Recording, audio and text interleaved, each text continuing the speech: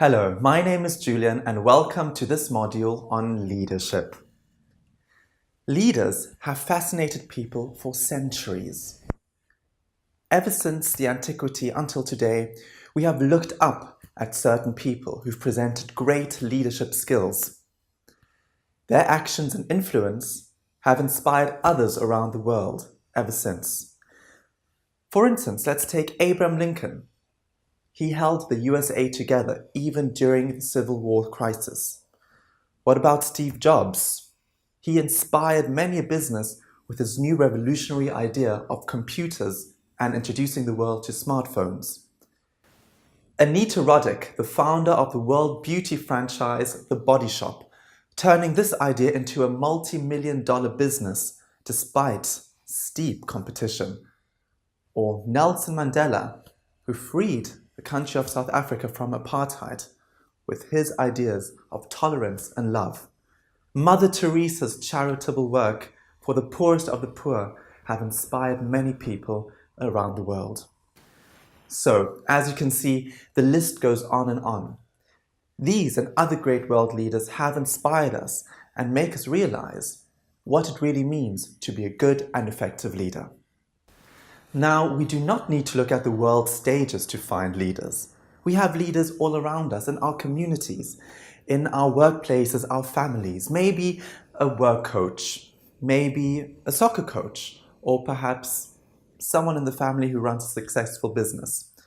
They are not big names, but they also serve as role models and give us clues on what great leadership really means. In this module, you will learn all about what it means to be a great leader and to have really good managerial skills. So you can join those who've already left a mark on this world. If you already are in a supervising position and have several people working under you, use this as a possibility of perhaps improving your own skills in managing others, but also managing yourself. This study material is divided into 4 chapters. Firstly, we'll have a look at a discussion on what leadership is. Though it's not easy to define, there has been a lot of research done over the past 100 years. And this has given us a firm understanding and a viewpoint on what ineffective leadership is and what effective leadership is. We will also learn that being a leader is different from being a manager. What those differences are, we'll have a look at as well. In Chapter 2, we will zoom in on effective management. We will discuss in detail how managers can organize work and avoid problems and incentivize performance.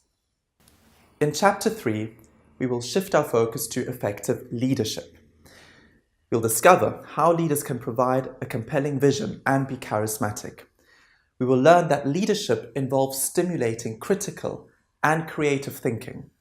Also, effective leaders generally care about people who look up to them for guidance and inspiration. We will then conclude with a guide on how leaders can successfully bring on change. In Chapter 4, once we have talked about how to effectively manage others, we shall talk about managing yourself. How is that best done? At the core of leadership is a personal purpose, a drive that propels people into action. Those who have the will to pursue their purpose can lead themselves.